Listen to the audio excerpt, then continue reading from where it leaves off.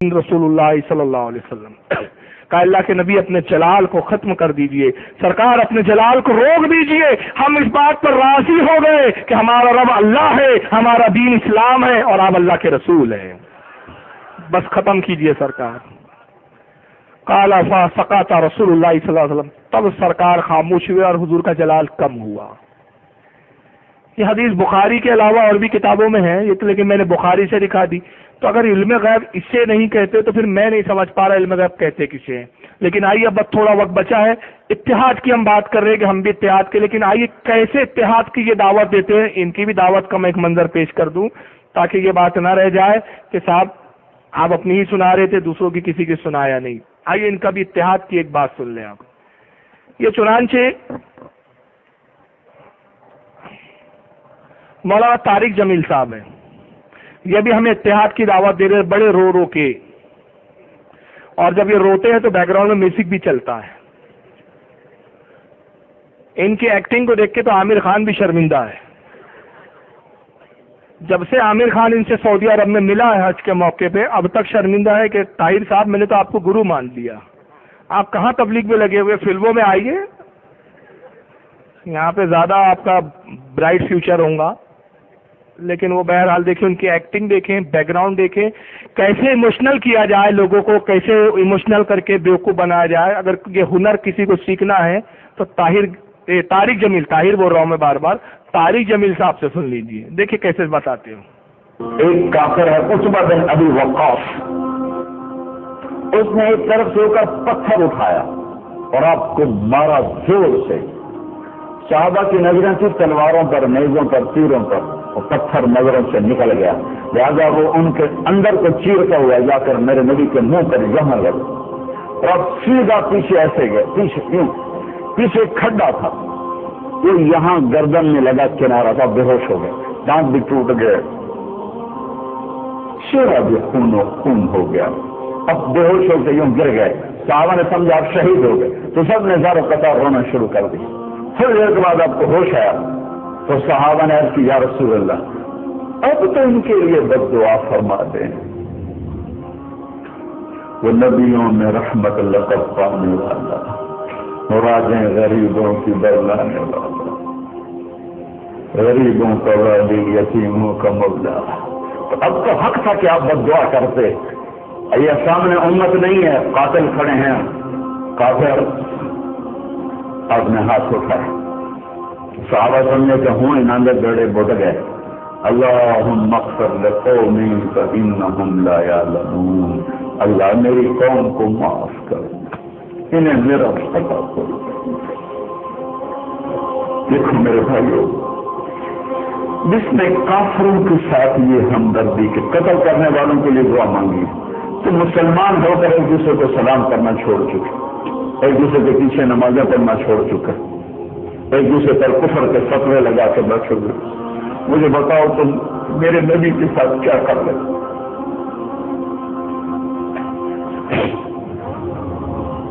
वो तुम्हें फिरकों में बांट कर गए थे या उम्मत बना कर गए?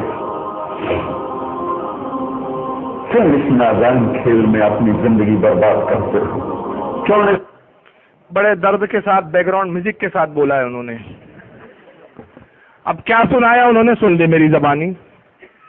कहते काफिर है, गज़वे उहद में उसने पत्थर मारा सरकार को, पेशानी पे लगा, पेशानी जख्मी हुई, रसूलुल्लाह पीछे की तरफ गिर पड़े, पेशानी भी जख्मी हुई, आपकी खून भी जारी हुआ।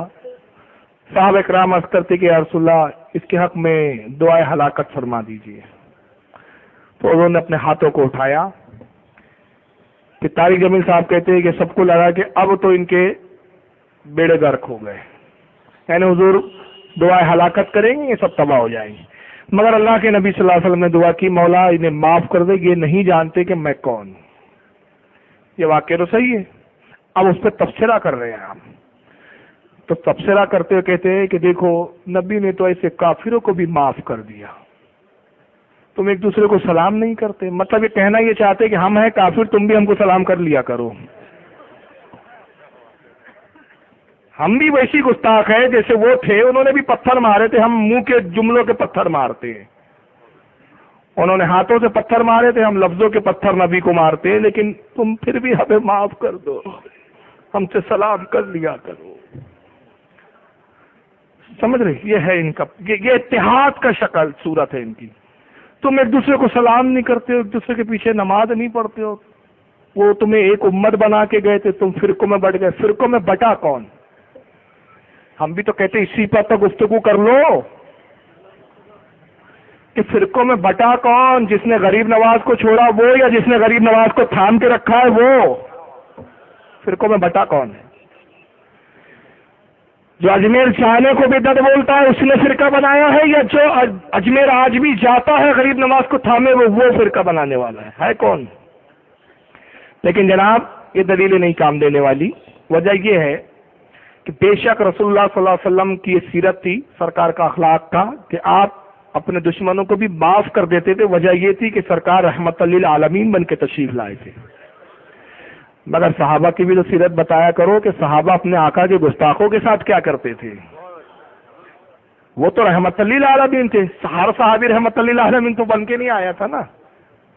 ارے اس کی ایک مثال دے رہا ہوں. میرا باپ بڑا نرم مزاج ہے، میرا باپ بڑا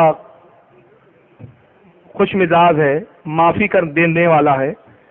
میرے باپ کے سامنے کوئی گالی بکتا ہے میرے سامنے میرے باپ کو، تو میرا باپ کہتا ہے چل جا یار، چل معاف کیا جا.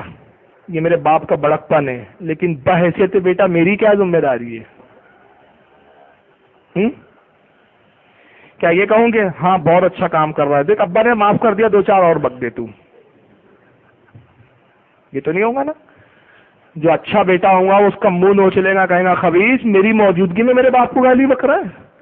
ارے میرا باپ رحم کرنے والا ہے، رحم دل ہے، میرے باپ کا اخلاق بہت بلند ہے، وہ اپنے بڑے بڑے خطا کاروں اور گستاخوں کو معاف کر دیتا ہے. لیکن میں اپنے باپ کی اولاد ہوں، میرے سامنے اگر میرے باپ کی توہین کرے گا منہ نوچ کے رکھ دوں گا تیرا. یہ ہے. آپ نے وہ سیرت کیوں نہیں بتائی؟ وہ اس لیے نہیں بتائی کہ وہ بتا دیں گے تو آپ کے فرقے کی پول کھل جائیں گی. وہ رسول نے، اچھا رسول تو علم غیب جانتے تھے، انہوں نے سرکار نے یہ بھی کہا نا اسی واقعے میں تو موجود ہے کہ اللہ یہ نہیں جانتے کہ میں کون ہوں، مگر انہی کی نسلوں میں لوگ مجھ پر ایمان لائیں گے. اور وہ ہوا. انہی کی اولادیں. طائف کے بازار میں سرکار گئے کہ حدیثوں میں نہیں آیا رسول اللہ طائف میں گئے، پتھر مارے گئے، جوتوں میں خون آ گیا، جوتے خون سے سرخ ہو گئے، بھر گئے. فرشتے آئے، کہا یا رسول اللہ دعا آپ حکم دیجئے، میں پہاڑوں کا محافظ ہوں، پہاڑوں کا فرشتہ ہوں. یہ جو 2 پہاڑوں کے درمیان طائف کی بستی ہے، پہاڑوں کو ملاؤں گا، ان کو پیس کے رکھ دوں گا. سرکار نے کہا ہے فرشتے اس کی کوئی ضرورت نہیں، اس لیے کہ یہ مجھ پر ایمان نہیں لاتے، یہ نہیں جانتے میں کیا ہوں، لیکن انہی کی اولادیں مجھ پر ایمان لانے والی ہے. اگر وہ ہلاک ہو جاتے تو وہ ایمان والی اولادیں کہاں سے آتی؟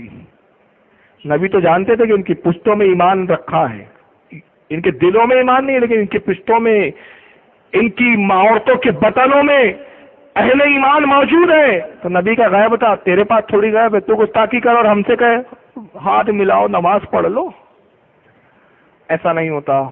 صحابہ کا تو عمل یہ تھا. حضرت عمر رضی اللہ تعالیٰ عنہ کا واقعہ قرآن کے اندر موجود ہے، جس کا شان نزول یہ ہے جو آیتیں آئی تھی کہنے محبوب وہ ہرگز اس وقت تک مومن نہ ہوں گے کہ جب تک اپنے اختلاف کو آپ کے سامنے نہ لائے، آپ کے سامنے پیش نہ کر دے، اور جب آپ فیصلہ کر دو تو آپ کے فیصلے کو تسلیم نہ کر لے.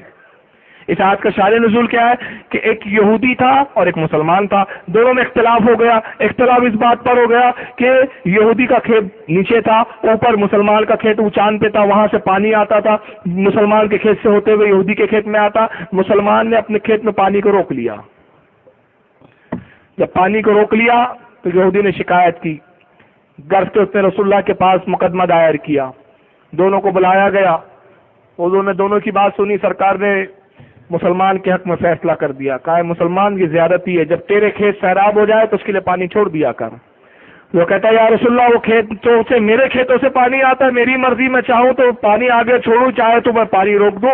حضور نے سختی کی اور فرمایا کہ خبردار، میں جو تجھے کہتا ہوں اس پر عمل کر، اس کے لیے پانی چھوڑ دے. وہاں سے خاموش ہو نکلتا اور یہودی سے کہتا ہے کہ مجھے رسول اللہ کا فیصلہ پسند نہیں آیا، چل عمر ابن خطاب سے فیصلہ کرواتے ہیں. یہودی نے کہا چلو کوئی پرابلم نہیں ہے.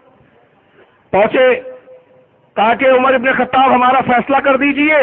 تو یہودی کہتا ہے کہ حضور جو بھی فیصلہ کرنا ہے بالکل کیجئے، مگر پہلے ایک بات سن لیجئے، اور بات یہ ہے کہ ہم اس سے پہلے آپ کے نبی محمد صلی اللہ علیہ وسلم کی بارگاہ میں حاضر ہو چکے ہیں۔ کہا حضور نے کیا فیصلہ کیا؟ کہا حضور نے میرے حق میں فیصلہ کر دیا ہے، لیکن یہ ماننے کے لیے تیار نہیں۔ حضرت عمر نے کہا ٹھہرو، ابھی میں فیصلہ کرتا ہوں۔ اندر گئے، تلوار لے کر باہر آتے ہیں اور اس بددین کا، اس منافق کا سر کاٹ دیا۔ کہا جو رسول کا فیصلہ نہ مانے، عمر کا فیصلہ اس کے بارے میں یہ ہے۔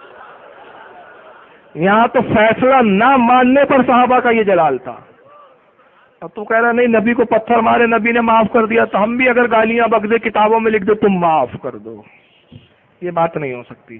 اسی تقریر کا اب دوسرا حصہ سنیں، اس میں ایک منسوخ آیت سے وہ استدلال کر رہا ہے۔ اب آئیے ذرا سنیے منسوخ آیت کون سی ہے۔ وہ منسوخ حکم ہے، وہ آیت نہیں ہے۔ نبی تو غیروں کو اپنا بنانے آئے کہ ہم نے اپنا کو غیر بنا دیا۔ جو نفرت کی آگ وہاں بھڑک رہی ہے، یہاں مت بھڑکاؤ۔ جاؤ میرے دیش میں دیکھو کتنے سر کٹ چکے، کتنے سہاگ اجڑ گئے، کتنی مائیں بے آسرا ہو گئی، کتنی جوان بیٹیوں کی مانگ ویران ہو گئی۔ کیا اسی کا نام اسلام ہے؟ اسی کا نام عشق رسول ہے؟ یہ ہوتی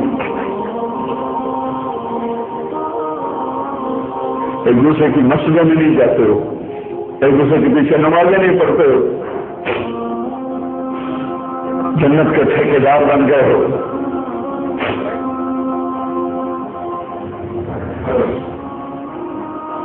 میرے نبی کو عبداللہ بن ابی کا جنازہ پڑھانے کھڑے ہو گئے تھے، جس کا کفر ابو جہل سے بھی بڑا ہے۔ ابو جہل اوپر کی دوزخ میں، عبداللہ بن ابی سب سے نیچے کی دوزخ میں ہے۔ ان کے بیٹے آئے، یا رسول اللہ میرا باپ مر گیا ہے، اپنا کرتا دے دیں گے، میں اس کو کفن دے دوں۔ ہم نے کہا لے لو، کرتا اتار کے دے دیا۔ اب کہتے بدبخت منافق سمجھ جاؤ کہ یا رسول اللہ آپ جنازہ پڑھائیں گے؟ کہاں پڑھاؤں گا؟ باقی منافقوں کا تو کسی کو پتہ نہیں تھا سوائے اللہ کے نبی کے، لیکن عبداللہ بن ابی کا منافق ہونا تو سب کو معلوم ہے۔ آپ جنازے کے لیے عمر سامنے آ گئے، یا رسول اللہ یہ کون ہے؟ تو مجھے پتا ہے کون ہے۔ کہا اس کا جنازہ کیوں پڑھا؟ کہ شاید اللہ معاف کر۔ کیا عمر پیچھے ہٹ گیا؟ مجھے پتا ہی کو میرے اللہ نے کہا ہے تو ان کے لیے دعا کر یا نہ کر، میں معاف نہیں کروں گا۔ میں کرتا ہوں، شاید اللہ معاف کر۔ پھر فرمایا کہ میرے اللہ نے کہا اگر تو 70 دفعہ بھی ان کے لیے دعا کر تو میں معاف نہیں کروں گا۔ اگر میرا اللہ کہتا اے میرے محبوب اگر آپ 70 دفعہ اس کے لیے دعا کریں گے تو میں معاف کر دوں گا، تو میں اس کم وقت کا 70 دفعہ جنازہ پڑھا دیتا۔ مجھے بتاؤ تم کہاں سے یہ دین لے کر آئے ہو جس میں تم فرقوں میں بٹ گئے ہو؟